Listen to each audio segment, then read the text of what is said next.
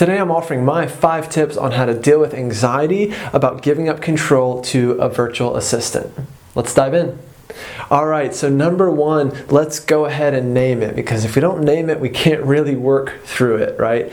So this is a term that Chris Ducker uses, so I'm giving credit to him, but I think it's a great term.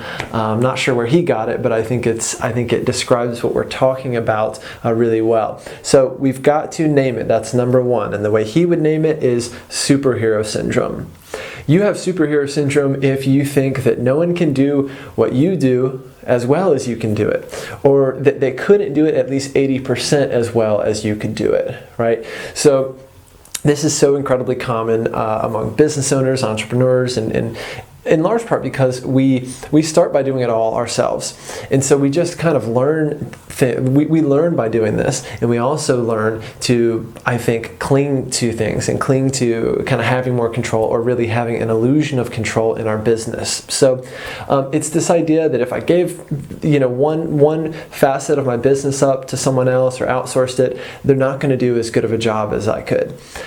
I'm here to tell you that that's just simply not true, and it's getting in the way of you getting the help that you really need, and therefore getting in the way of you really scaling up your business, right? Because you're so limited by what you can do as a single person. All right, number 2, what is your worst fear and how would you deal with it? So we do this a lot when we're working with clients, right?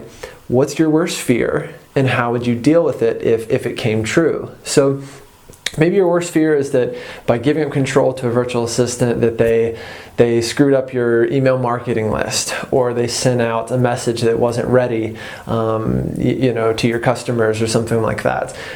If that happened, could you deal with it, right? Or how would you deal with it? The reality is that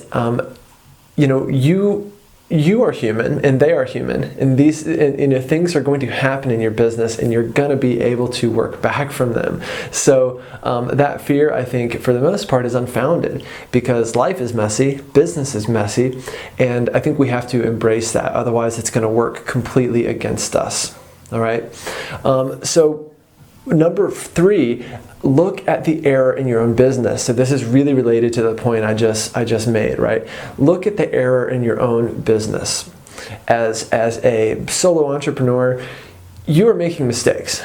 You're making mistakes, and then you're having to go back and fix them, right? And you might be making mistakes because you're trying to do too much at once. So yeah, your virtual assistant is going to make mistakes just like you do, right? But you're just going to use those moments, you're going to recover, you're going to take a lesson from it, and you're going to move on with your lives and move on with your business. So don't let that be the reason that you don't get help from a virtual assistant. Number 4, start small, okay? Start with small tasks. Maybe you just outsource your bookkeeping, or maybe you just outsource your scheduling to a virtual assistant. Something kind of smaller like that is important, and it's a meaningful contribution to your business, but it's not so big that it feels like you're giving up full control of your business. Number 5, and my final tip for dealing with that anxiety of giving up control to a virtual assistant, is just give it time, right? So again, start small and give it time. You're gonna have even more anxiety when you start with this virtual assistant, and you might even have anxiety about your own ability to manage this person, which is very valid and something that you're gonna have to work through, especially when you hire your first virtual assistant. You're gonna learn so much about yourself, as a supervisor and as a manager, but I can promise you that it's all for the best. By working through this anxiety, getting some help from a virtual assistant, you're going to scale up your business in a way that you haven't been able to do on your own, and you won't be able to do on your own. So in effect, you create your own glass ceiling, and that's kind of probably what you're working up against right now. So highly recommend working with a VA. I'll do a lot more videos on all things virtual assistants, but for now, I'll leave you with those tips. All right. If you haven't already done so, please subscribe to our channel here, leave some comments below, and I will see you next time.